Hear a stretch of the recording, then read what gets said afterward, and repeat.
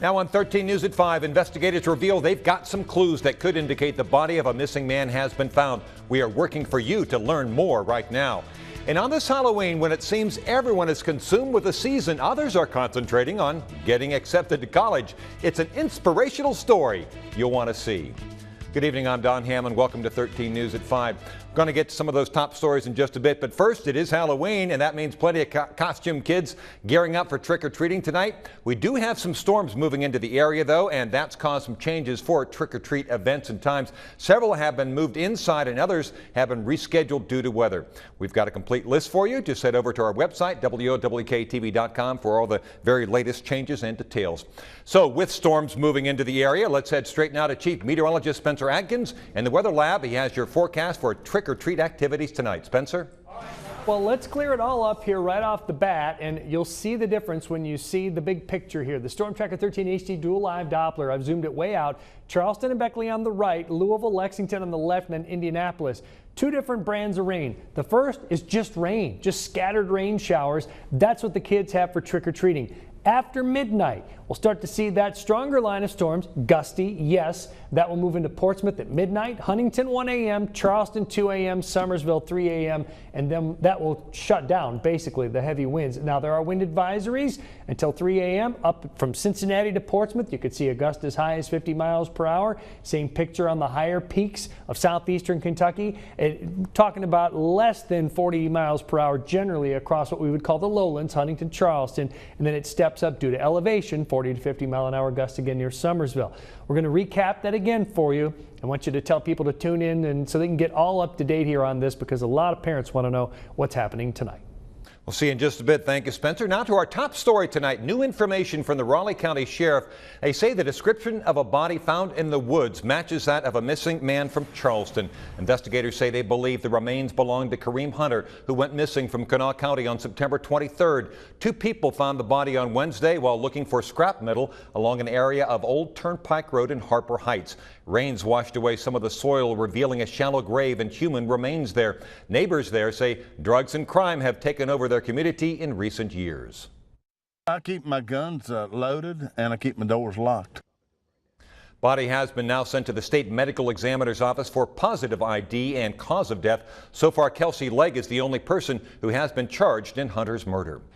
And now, new developments today in Mingo County. George White, convicted of selling drugs to former Sheriff Eugene Crum, is seeking release from prison until a judge hears a petition in this case. White's attorney filed a motion in October. The judge appointed to White's case hasn't ruled on that motion just yet. Former Circuit Judge Michael Thornsberry sentenced White in May to up to 15 years in prison. Thornsberry resigned a month ago and pleaded guilty in a scheme to protect Crum from revelations he'd bought drugs from White. New details now emerging in the October 9th shooting at the federal courthouse in Wheeling. A prosecutor says former police officer Thomas Pickard expressed his hatred for the federal government in writings found at his home and on his body. That prosecutor says Pickard's hatred for the government was one factor that contributed to the shooting. The prosecutor added that Pickard had serious medical problems. Law enforcement officers fatally shot him after he fired at the courthouse. Now we've learned the names of the 5 people killed after a house fire in Randolph County. Alan Chamberlain and his 2-year-old twins, Brianna and Alana, along with 4-year-old Isabella and 11-year-old Catherine Boldar, all died as a result of injuries from that blaze. This is a picture of the family that lived in the Elkins home. The 2 surviving victims, the mother, Jennifer Chamberlain, and another adult who was in the home, Jeff Heyer, remain at the West Penn Burn Center in Pittsburgh right now. And a father's behind bars today charged with abusing his twin 7-week-old girls. Richard Osborne of Walback in Clay County is charged with at least 4 counts. Troopers with the West Virginia State Police say he admitted to them that he squeezed his 2 identical twin daughters to get them to try to stop crying. The investigation began Tuesday when CPS workers called the state police after Osborne brought one of the infants to the hospital to be treated. When troopers arrived, they were told she had broken ribs, arms, legs, and several brain bleeds. Court documents say Osborne admitted he had done the same thing to her twin sister a week before. When you get a call about a child being injured, such as these children, and then to get there and see them, it's not a case any of us want to get. But at the same time, you want to solve it, and you want to make sure whoever's responsible pays for it. Osborne is being held at the Central Regional Jail. Bail is set at $160,000. And investigators did give us some advice to pass along to parents who are starting to get frustrated with a fussy baby. They say take a deep step back, count to 10, calm down, take a deep breath. Don't be afraid to ask for help in these situations. You'll find a report on what's called purple crying on our website as well. Just go to WOWKTV.com. And religious leaders gathered in front of the Cabell County Courthouse today to focus on stopping violence. The 4 pastors who are spreading the message locally are behind a national movement to change the mindset of people who quickly resort to violence instead of finding other options. The pastors all said it is their intention to oppose the negativity that crushes their spirit. Our mission is to call an awareness, to raise an alert to this violent attitude that seems to be sweeping our nation so that we can possibly change it. And we realize that the change is going to come in the mindset. The pastors also said violence has nothing to do with ethnicity, religion, economics, or gender, and they are pastors, and as pastors, they will continue to raise their voices against senseless violence in their communities. And tonight we are continuing with our 30 Days to a Safer Neighborhood series. Our focus tonight, prescription drug abuse. It's a problem in West Virginia, but it doesn't just hurt the abusers. Family, friends, even bystanders can have their lives changed forever as well. Every day, Stacy Hess comes to work in the pharmacy where her life was turned upside down. On May 25th of 2012, a masked man carrying a weapon walked in as part of a robbery attempt. He held a gun to her head. I was thinking that day at that time was, what would my husband and kids do without me? And will my daughter ever forgive me if I die today on her birthday? He was shot and killed by the pharmacy's owner. We're going to have more on this story for you tonight on 13 News at 11. But new at 5 right now, a grant aiming to help coal miners who lost their jobs, and now the state says even more people are eligible for this. The U.S. Department of Labor has awarded Workforce West Virginia nearly $1.8 million in grant funding. This money provides retraining for those affected by coal layoffs and mine shutdowns. Spouses of these workers are also eligible for this. We met one person who found the new career thanks to the grant. He lost his job more than a year ago. Oh, there's definitely hope. Oh yeah, there is definitely hope. You don't have to, the mines isn't all people know. Trust me. Workforce West Virginia, as well as the United Mine Workers Association, helped Armstrong land a job with the city of Charleston. People like Armstrong also qualify for an allowance extending to food, gas, and child care. Coming up at 6 tonight, 13 News reporter Alana Otler meets one man who found a new purpose in life. We'll also show you how you can apply for these grants as well. Ohio residents, now listen up to this. Sam's Club and Walmart stores in South Point are trying to get alcohol sold in their stores. This issue is on the ballot for next Tuesday's election there. Walmart and Sam's Club say many customers and community members have requested the opportunity to buy beer and wine. If passed, this ballot initiative will allow them to do just that. And that part of the South Point area has been dry since back in the 1940s. And new at 5, the Nitro St. Albans Bridge has reopened, not to cars. Today it's just for pedestrians, but cars will be able to drive over that newly completed bridge tomorrow. Right now, trick-or-treaters are getting a chance to walk across the bridge while collecting candy. 13 News reporter Ariel Rothfield is at the event. She joined us live right now. Ariel? That's right, Don. I'm standing in the middle of the new Dick Henderson Memorial Bridge, which is now connecting Nitro to St. Albans after being closed since January. As you can see behind me, it's the official Walk the Bridge party, which means pedestrians are walking the bridge for the very first time. Now, this new bridge replaces the old 79-year-old structure that has been closed since January. It's been a $23 million project, which has replaced the narrow 2-lane bridge with wider 3 bridges and a turning lane. Now tomorrow there will be an official ribbon cutting ceremony here in the middle of the bridge at 11:30. Both St. Albans mayors and the Nitro mayor will be here along with Governor Earl Ray Tomblin. It's a celebration. People are definitely celebrating tonight, and I'll keep you updated tonight at 6. For now, live in St. Albans, Ariel Rothfield, 13 News, working for you. Saw some interesting costumes there, probably because it's Halloween, and you know what that means. Plenty of pumpkin activities also around our area in Kanawha County. Drop That Pumpkin was heard throughout Charleston's west side. Kids from Mary C. Snow West Elementary watched as their pumpkins, encased in all sorts of protective gear, were thrown from the roof. This is the 3rd year classes tried to come up with a way to protect their pumpkins from that fall. It's a great way for kids also to learn while having lots of fun. It's a lot of fun for the kids. I think it's more fun for the adults. The staff here gets really competitive. The winning class, by the way, from the primary and intermediate schools gets a trophy to keep in the room for the rest of the year. And there was another pumpkin drop today in our area. This one was at St. Francis School in St. Albans. The fire department visited the school to help on this project. I think the fun aspect of it, the creativity, the engineering went through their minds, and then you know, the willingness to do for others. That's something we've done for several years here. We work with Christ Kitchen in St. Albans, so it's just another way to help them. Pumpkin drops are fun, and also they're a great way for kids to use science and creativity during Halloween. Well, the clock is ticking for some high school seniors who are scrambling to get accepted into college early. 13 News reporter Ben Nandy has this story on the high school class about college.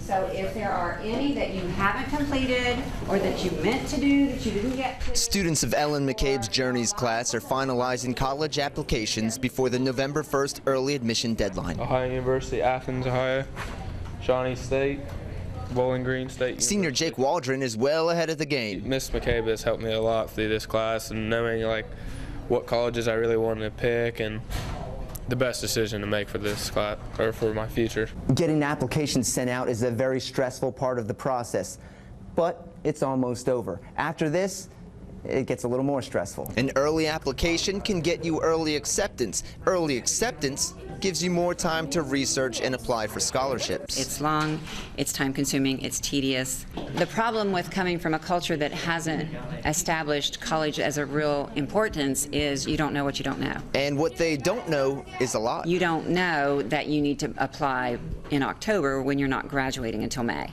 You don't know that you need to take the ACT 2 or 3 times. You don't know that you can get college application fees waived. Where would you have found out this information if you didn't have this class?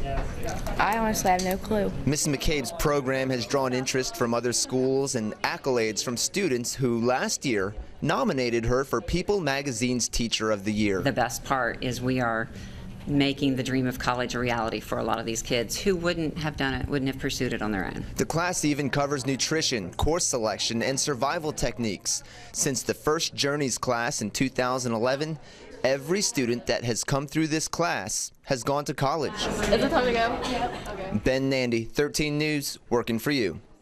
Now they're growing there now. The first year that Journeys was offered at Wellston High School, the class had just 25 students. The second year, 48. And this year, there are 60 Journeys students. That's more than half the senior class. The school's goal for the future is to get every high school senior into that Journeys class.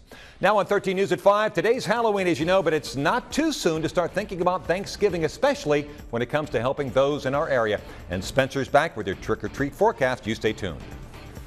I'm Chief Meteorologist Spencer Atkins, and again, 2 different varieties of rain. The first variety of rain tonight, just light rain. That's when the kids are out now through about 8, 9 o'clock trick-or-treating. And again, you can see the heavier rain is back here to the west. As we look at Indianapolis, that's the area where we have that real heavy rainfall, and that's also where the heaviest winds are. So this is something that's not going to reach the region, let's say the Portsmouth area, until closer to midnight. That's when the strongest storms will occur. We do have some high wind advisories up until 3 a.m. from Cincinnati to Portsmouth, wind gusts up to 50 miles per hour. Until 6 a.m. for southeast Kentucky from Moorhead to Prestonsburg, the higher up, and also Pikeville. The higher up you are, the stronger the wind gust, 40 to 50 miles per hour.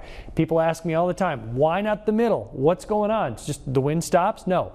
We're lower, first of all, so the stronger winds are up top of the mountains, less wind down low, and just not expecting to have the same type of variables here. So we just don't have the transfer of the wind as strong to the ground. But a 30, 40 mile an hour wind gust, yes. But you got to be up there above 45 plus. And then we are now back to higher elevations where the winds are stronger until 7 a.m. near Summersville with that advisory up to 50 mile an hour wind gust. So this is just some rain. That's what we're dealing with right now. Again, the heavier rain is out to the west, and that'll be here again closer to midnight to about 3 a.m. We're in the low 60s now. We're not really going far from that. Wind gusts are stronger in Cincinnati and Lexington, 24 to 36 miles per hour. Predictor 11:30 through midnight. That's when the storms move into Portsmouth, through Piketon, down through Moorhead, and then after 3 o'clock, it's already through. This is in the morning, already through the Charleston area. So it's Portsmouth at midnight, Huntington at 1 a.m., Charleston at 2 a.m., Summersville at 3 a.m. And again, I have that online if you need to check that out. We've written that out for you on our website. After 5 o'clock, that whole business is just shutting down. It's still a breezy day, partly sunny. Will still be warm for a while, 65, and then it will get a little bit cooler as we work our way then through the late afternoon, the evening. Football looks good. How much rain we talking? Generally half of an inch around much of the area. The heaviest rains will be out to the west. We do have that slight risk for severe weather that runs right up to our doorstep and stops. Then again, still 30-mile-an-hour wind gusts could topple some branches here or there, so we'll keep an eye on that.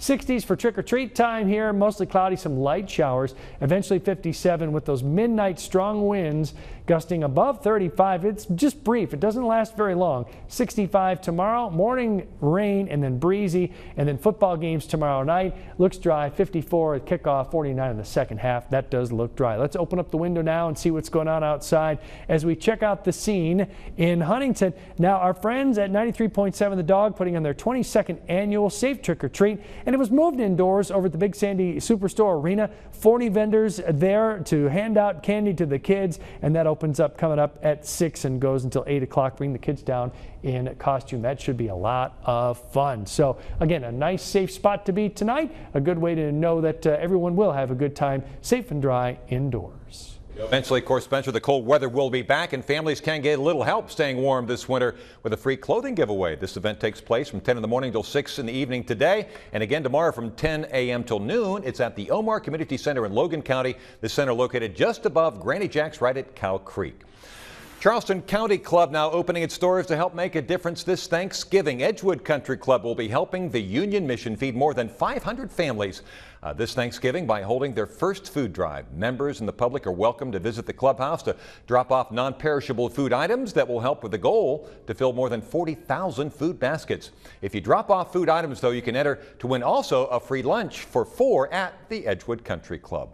Now on 13 News at 5, a big announcement for travelers today. We'll tell you how news today could change the way you fly tomorrow.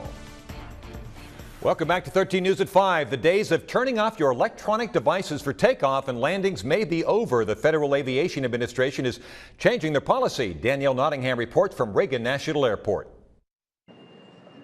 The FAA says announcements like this are going to be a thing of the past. Once airborne, we'll let you know when you can use approved electronic devices. The agency is lifting its ban on the use of electronic devices during takeoffs and landings. Airlines can safely expand passenger use of portable electronic devices during all phases of flight. Individual airlines will have to do some additional interference testing. Then it will be up to them to decide when or if electronic devices still need to be turned off. Every passenger needs to follow crew member instructions. If the captain asks you to shut off a device, it's for a good reason. During takeoffs and landings, passengers should be able to read e-books or play games or watch movies on tablets, but no phone calls. Those are still off limits. An advisory panel recommended the changes last month, but this announcement was delayed because of a third of the FAA staff was furloughed during the partial government shutdown. Some airlines could start to implement the changes before the busy Christmas travel season. Danielle Nottingham, CBS News, Reagan National Airport. And when we come back on this Halloween, one group of West Virginia kids got a special trip to the White House garden yesterday. We'll tell you why. That story coming up next. Welcome back. April Call joins us now with a look at what she's working on tonight for 5:30. April? Dawn, we're searching for more victims after one person's come forward with allegations of sexual abuse in southern West Virginia. Troopers arrested Woodrow Smith this week. He's accused of 3 charges of third-degree sexual assault. But there's a catch to handling the case and finding out if there could be more victims out there. We'll explain all that and more. It's coming up at 5:30. Students from North Elementary in Morgantown had a big day yesterday. They visited the White House. Stacy Minot has the story.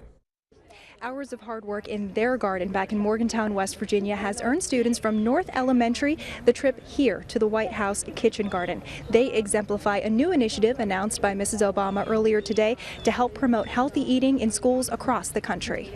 When it comes to marketing food to our kids, as you all know, the deck is stacked against healthy foods like fruits and vegetables. The average child watches thousands of food advertisements each year. and 86% of these ads are for products loaded with sugar, fat, or salt. That's why the Sesame Workshop announced that it will allow produce companies to use its characters like Elmo and Rosita for free to market healthy foods to kids. Eating crunchy vegetables is good for me, and it's good for you, so eat them till your teeth. The characters joined Mrs. Obama and students from 5 schools in the White House garden. It's actually really big, and hopefully a lot of children will eat out of it. At North Elementary, Joseph and his classmates are no strangers to growing, picking, and eating healthy foods, but the school never thought it would take them this far. I don't know that I could even say it's a dream come true, because I never dreamed this would happen. I mean, who would dream that they would be standing on the lawn of the White House with their school? But it's certainly something that we are so very proud of. Today's trip wasn't just about harvesting in the garden. Behind me, the students are getting ready to eat the fruits of their labor.